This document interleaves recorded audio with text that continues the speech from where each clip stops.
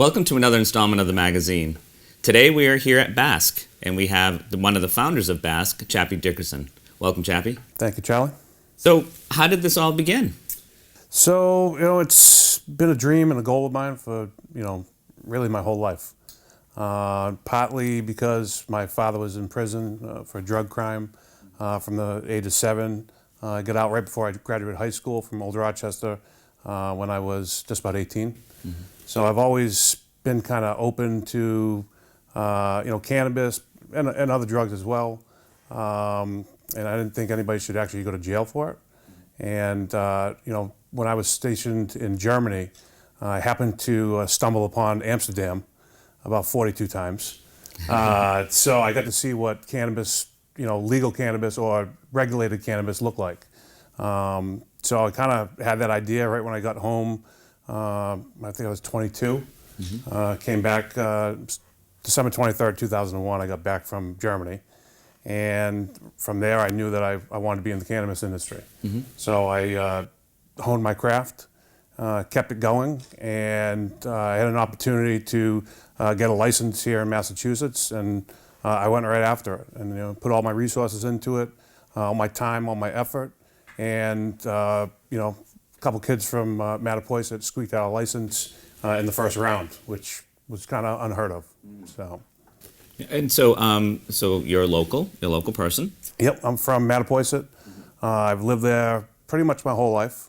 I left for 5 years, when I was in the service, so 4.5 years. And the rest of the time, I've been living at the same address where my family's been for many, many years. And why the name BASK? So BASK is a feeling. You can revel in it. You can bask in the glory. It's another reason too. Like my son's name is Boone, and I noticed at daycare, one-syllable names. Every kid knows one-syllable names, and so Boone was the first one everybody knew. Mm-hmm. And I look at BASK as the same thing. Like it's easy to say, it rolls off the tongue. It has a great meaning. So we stuck with it. We used it and stuck with it. Excellent. And BASK started out as medical. Correct. Yep. So we've actually been medical for 3 years. On the 12th of February was our 3-year birthday, and it's been great. But we definitely needed the adult use to survive. Although we have gotten busier right now with COVID, we definitely have gotten a lot busier, and there's a lot more patients. Just about a year ago, there was about 68,000 patients. Okay. There's over 100,000 right now. Wow. So it's definitely growing, and we're living in kind of an older area. Fairhaven, Mattapoisett, Marion, Rochester, even New Bedford, but it's an older population. Mm-hmm. So a lot of people start off with medical and try to find something that works for them.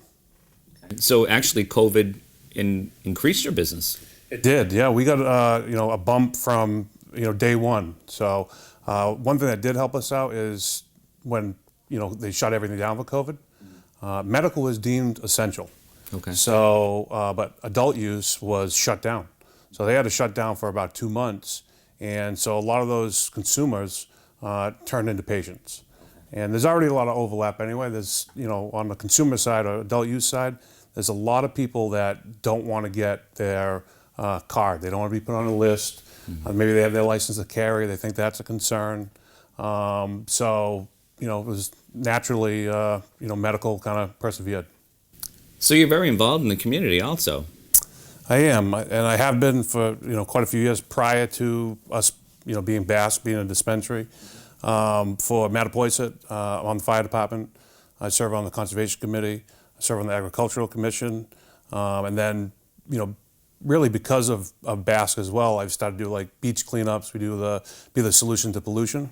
Okay. So we've teamed up with a lot of local community activists, programs, and it makes us feel good. So it's nice to be able to give back. We have a platform, we can reach a lot of people. And one person can do so much, but when you have a platform where you have thousands of people, especially with social media, everything that goes along with it, you can actually make a bigger impact. Mm-hmm. And so you started out with this being the only facility that you had.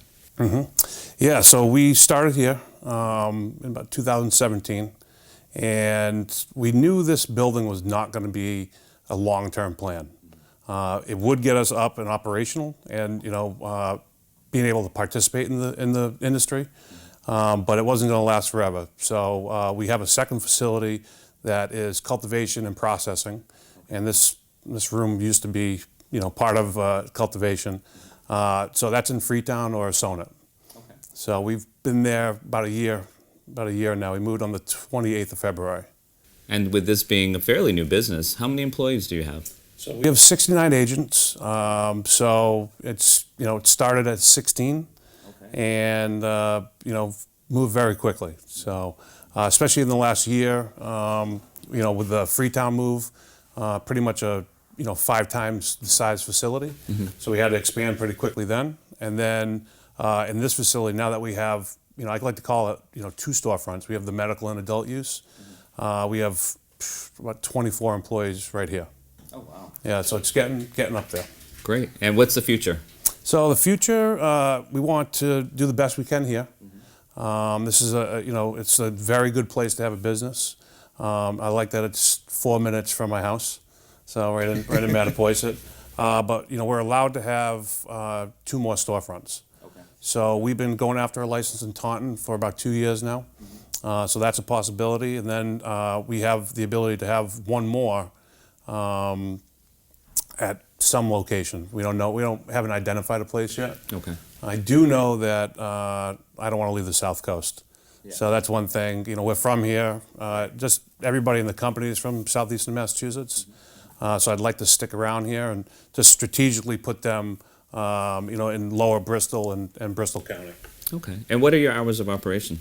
So right now, we opened, we had a 4-stage opening plan. Okay. So we didn't have a choice on what our hours were. So we had to open from 10 to 6. And we've been open for medical from 10 to 6, for the last 3 years, 7 days a week. April 1st, we're going to go to 10 to 7 because we're in phase 3 of our opening right now. Okay. So we'll open from 10 to 7. Special permit-wise, we're allowed to be open 9 to 9 right now. But we just, we don't see that being needed right now, nor do we have the staff. You talk about adding, multiple hours, longer days. That's a lot more staff. So we're still, in the middle of hiring to supply the 10 to 7, 10 to 6. So, it's going to be a little bit before we can stay open to 9, if we ever do that. So I'm not really sure if it's going to be worth, staying open till 9, especially this area.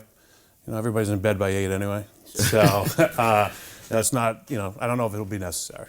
Well, I'll tell you, I felt very safe and secure coming in here today because I was questioned as to why I was here, and they treated me very respectfully, and I just want to let you know that the process is very smooth if any potential customer wants to come here, and I felt very safe, like I said, and I'm sure that other people have the same feeling.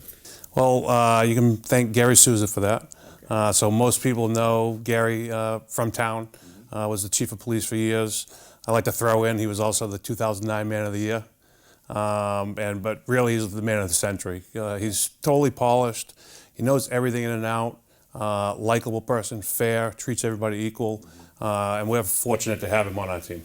Well, it's very fortunate to have the former police chief of our town as your security guy. He's a great guy. You're right. You got a gem with Gary Souza. It's fits in for us, like just being local.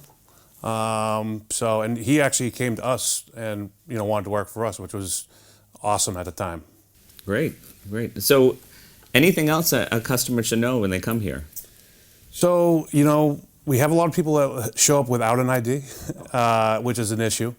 We need to have a valid government-issued ID that has a date of birth on it. So that's one of the most important things. So if you're a patient, you also have to have a medical card that's registered with the CCC. On the adult use side, you need a passport, a state ID, a driver's license, and that's all you need for that. But it does need to be valid.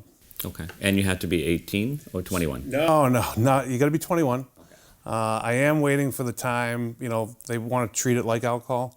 Employee-wise, you have to be 21 as well. Okay. But I do hope that one day they kind of open it up because, you can be an 18-year-old bartender. Right. I think that would expand who we can hire here. Might give people a little direction, maybe a career projector, So hopefully in the future that'll change. Well, Chappy, I thank you for your time today, and I'd like to just say that I wish you the best of luck here with this storefront and with the future storefronts to come. Thank you, Charlie. Appreciate it. Thank you. Thanks.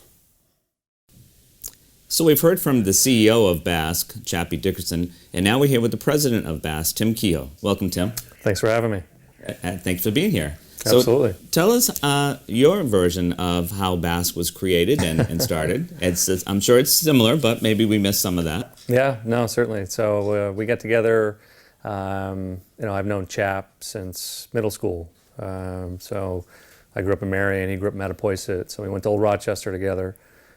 So I've known him for a number of years. He was involved in the medical marijuana program down in Rhode Island. Okay. And so that was kind of my entry into the cannabis industry was with Chap down in Rhode Island. I was more on the advocacy side, so working with the State House, helping to craft regulations, lobbying on behalf of patients. Mm-hmm. And then in 2012, Massachusetts had the ballot initiative. And we said, well, wouldn't it be great to provide safe, regulated access to medical cannabis in the area that we grew up in? Exactly. And to have the most meaningful impact, we, obviously targeted the greater New Bedford area. Our initial application was actually in New Bedford. Based on the strength of that application, we didn't win, but we were invited to reapply. And so in our reapplication, is how we landed here in Fairhaven, in the old lottery building, as it's commonly referred to, which was a 10,000 square foot building. So it was arguably too large for a dispensary and too small for a long-term cultivation facility. So for those that have been to the facility, the front half of the building is where the dispensary is. And our initial cultivation and product manufacturing activity happened back here, so in the back half of the building. We've recently moved that to Freetown, and so there have been quite a few changes over the last couple years. But it really started out of where we saw an opportunity and a need for medical cannabis, and then it's evolved into a rapidly growing company that's now doing adult use and medical. So several-year process, though. Oh, absolutely. Yeah, we started, secured the initial permit in 2014 from the state, went to the town, got our special permit 2015, then had to go raise capital, build out the facility. It was a dilapidated structure, so invested quite a bit into the infrastructure. And finally got operational in the building in June of 2017. So it's been a series of milestones along the way, and it's often met with the question of like, okay, well, what's next? But well, what is next? Yeah, So we started cultivating in 2017. We opened for patients in 2018. We moved the cultivation facility in just about a year ago, so February of 2020, right before all the shutdowns, and so we were fortunate to have that done. And then, last month, at the end of February, we opened for adult use, and so that's really kind of we're 2 weeks, 3 weeks into that next chapter. So we want to scale that business up and help get the word out and build this, and then we have another application that's been approved by the state for a dispensary up in Taunton. So you did not shut down during COVID because of the medical necessity? Correct, right. So the adult use recreational market, Governor Baker closed that for 2 months, but they allowed the medical cannabis operators to remain open. So we were deemed essential and continue to provide access to patients. We had to modify, obviously the customer experience. We switched everything over to order ahead. Started putting up the separations, the partitions, and all the things that we're now so accustomed to.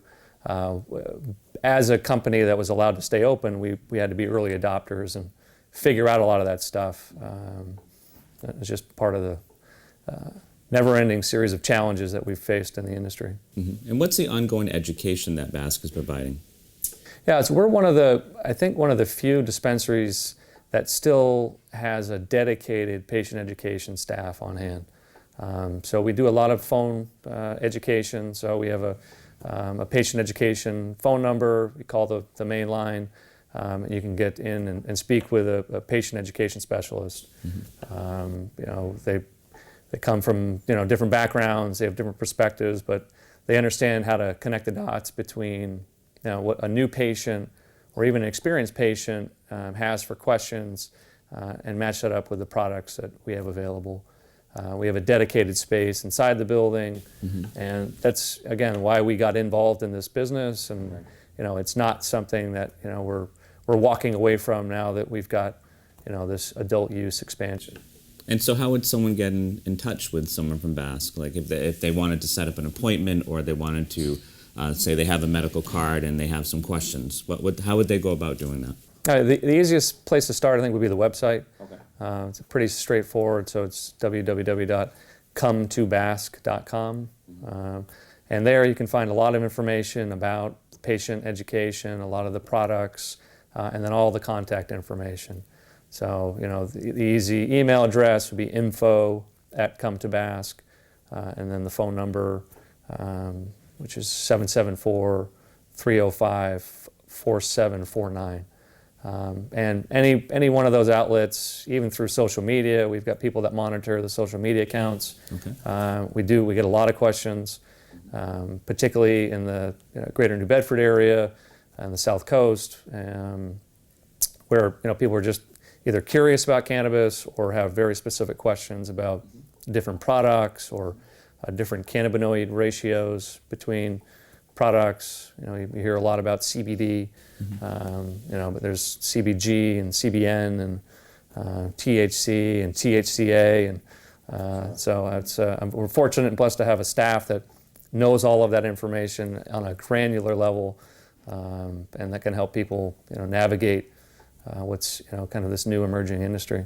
So say someone came in for the recreational part of this, the adult use, and they had questions like that, because some people are maybe don't have a medical card, but maybe have some anxiety issues, and would they be able to gear them to the right product? Absolutely, yeah. That was one of the benefits of being a medical operator for a number of years, is all of our staff have had the opportunity to train, to get familiar with the products, and then our focus on education is expanded over into the adult use side.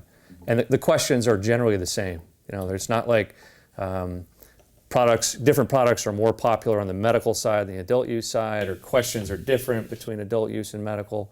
They're all the same. It's with the exception of some potency limits on the adult use side. Cannabis is cannabis, really until it hits a point of sale. And it's great that you have this great facility that you worked so hard at here in Fairhaven, but you actually outgrew this facility. Yeah, we acknowledged that, or recognized that early on, that with the way that we split the building up, it was about 4,000 square feet of retail admin space, and then 6,000 square feet of cultivation and product manufacturing space.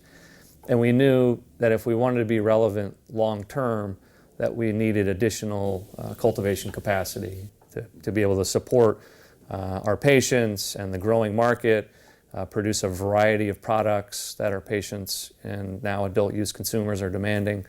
And we could only do so much within this footprint. And so the expansion into the Freetown project with a state-of-the-art purpose-built greenhouse has given us that space to grow. Some pun intended, but it really, we filled this space up very quickly, and now even over in Freetown, we're already starting to get a little uncomfortable space-wise. So we're looking at the next phase of expansion out there as we continue to grow and build a company, but it all started right here. All started here. Yeah. And I remember a few years back being a visitor here and going through the whole process with a big suit on and everything. white hazmat suit, and just so to keep everything clean, pre-COVID, of course, and I remember the detail that goes into every part of the growth process. Everything is detailed, registered, logged in, followed through from beginning to end. I mean, you have a very good system, and it's very detailed. Thank you. Yeah, it's there's a lot that the state requires, and then based on those regulations, there are certain operational changes that we need to adapt to be able to consistently produce cannabis. And Massachusetts has some of the most stringent regulations in the United States. From the testing standards, but also the security, the tracking, compliance, and it's organizing all of those various components that kind of helps. Well, that's how we thread the needle and keep the operation moving and growing. But yeah, it's a pretty dynamic process, and we've grown into it. And when we started, I think we had 13 employees, and now I think we're approaching 70.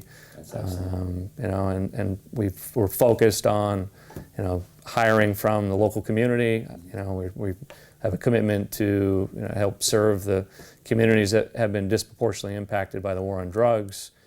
So there's a social justice component to it, and that really is the piece on the adult use side. Whereas we look at the medical side with patients, of how we can help impact and better our community. So describe some of the social justice programs that you participate in. Yeah, so a big part of what we're doing is just trying to hire from communities that have been disproportionately impacted. And so the state has identified certain communities and then categories of individuals that fall within those programs that we target. So New Bedford, Fall River, and Taunton are all three communities that qualify. Mm-hmm. So we have focused, in addition to the Fairhaven community and the South Coast, also moving out into New Bedford and then Fall River for the hiring that we can do. We've also partnered with it's called the Last Prisoner Project, which is an organization. It's a nonprofit where we've actually been at the point of sale collecting donations for that, and that's really a focus on ending ending prohibition and kind of righting some of the wrongs as it relates to people that have been incarcerated based on the war on drugs. Okay, and what is the future for BASK? So I think we're excited about entering the summer, getting out of the winter with the addition of adult use. We're excited about the growth prospects that we have with the cultivation product manufacturing space out in Freetown. We've got another license that, as I stated, we're been approved by the state for up in Taunton. And for us, it just makes a nice little southeastern Massachusetts bubble for us with Fairhaven, Taunton, and Freetown. But we have an idea of where we're heading. We have a direction, but things change as we saw last year, and we just remain adaptive and work to continue to build the company. Well, we had mentioned in the previous interview with Chappy that the security is very well taken care of here by our former police chief Gary Souza, and so people feel very safe when they come here, and it's a very smooth operation. No, thanks. Yeah, I mean, we work hard at delivering that, and obviously, I think from day one is what we talked to the town about was, being a quiet success in Fairhaven. We sit across from the solar farm across the street that provides benefit and doesn't really detract from really anything. And so we did that with medical. I think we're seeing that play out with adult use. That these facilities they're normal, everyday, run-of-the-mill, on some level, kind of boring operations from the outside. From the inside, it's a fascinating industry, and there's a ton of opportunity, and it's exciting. But when you get down to it, we really are providing safe access to products that, prior to us opening, people were accessing, on the illicit market or in other parts, in other communities within the Commonwealth, and now we're just able to centralize that and do it here out of our facility, provide the tax revenue to Fairhaven, and really, hopefully, not impact anyone. And unless you're a customer, you may not even know that we're here. Exactly, and I'll tell you that many people have been helped by the services of, especially from the medical side, and you've touched a lot of people's lives and given them a lot of hope and a lot of decreased anxiety and just a whole bunch of other elements that came with the opening of BASK. So I thank you for being a part of this community, and I wish you great success in the near and far future. Thank you very much. Appreciate it. Thank you, Tim. Yeah, thanks. Fall River has traditionally been in the forefront of honoring members of the armed forces. Please assist in the mission to complete our Vietnam Veterans Memorial Wall. The names of approximately 58,300 American heroes will appear on the aluminum panels. Black granite pavers may be purchased to memorialize those who proudly served. We welcome you to be part of this once-in-a-lifetime project. To make a donation, order an individual paver, and see future announcements, please visit VietnamMemorialWall.org or connect with us on Facebook. 100% of your donation goes toward construction and perpetual care of the healing wall. Committee members expect a formal dedication in the spring of 2021. The spirit of this cooperative effort is of value to us all.